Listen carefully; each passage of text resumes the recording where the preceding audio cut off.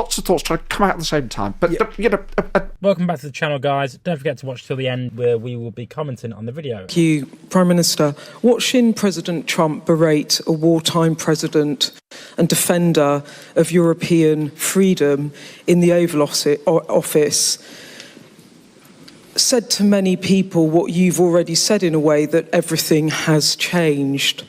Given that the US has become an unreliable ally, did you as European leaders discuss the prospect of actually going it alone, and actually what the reality of a US pulling out of this, all of this, would mean? Do you think you really do need the US? And if you do you think the coalition of the willing will be enough to bring President Trump back around? Thank you. Well, first in relation to last Friday, but I do not accept that the US is an unreliable ally. The US has been a reliable ally to the UK for many, many decades and continues to be.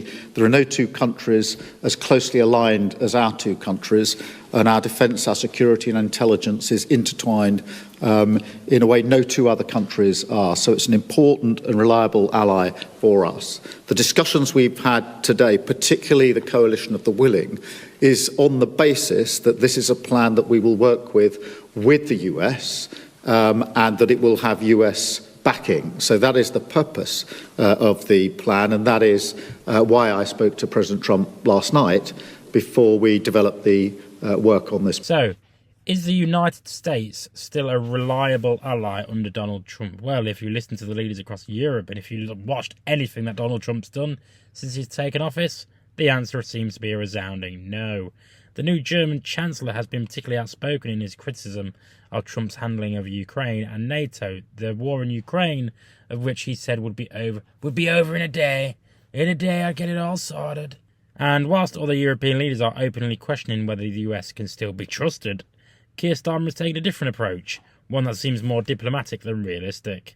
Following a meeting with European and Canadian leaders on the future of Ukraine, Starmer was asked if there had been discussions about going it alone without the US. He dismissed the idea of America as an unreliable ally, doubling down on the so-called special relationship. There is no special relationship. That's just bollocks.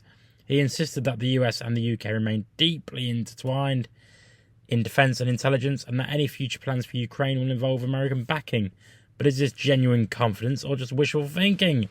Let's be honest, Trump has made it painfully fucking clear that he doesn't see Europe as a priority. His rhetoric has consistently been anti-NATO, anti-Ukraine, and alarmingly, pro-Russia.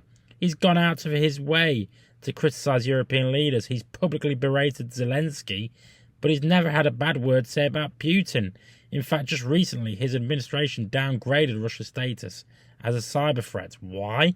Because Trump's priority isn't defending democracy or upholding alliances, so to speak. It's doing business with Putin. He wants to normalise relations with Russia, not because it benefits the US, but because it benefits him. Now, Starmer likely knows this. He's not naive.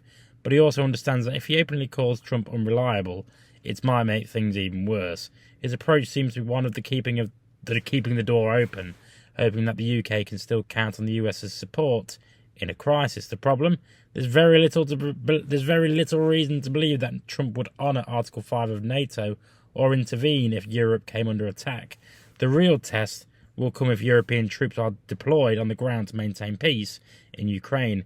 If they come under Russian attack, will the US step in, or will Trump look the other way? Given everything we've seen so far, I think he'll be looking the other way. But let me know what you guys think in the comments. I've been Jake from Just Jake. As always, subscribe to the YouTube channel, and feel free to buy me a beer and support the channel, but not a real one. See you next time.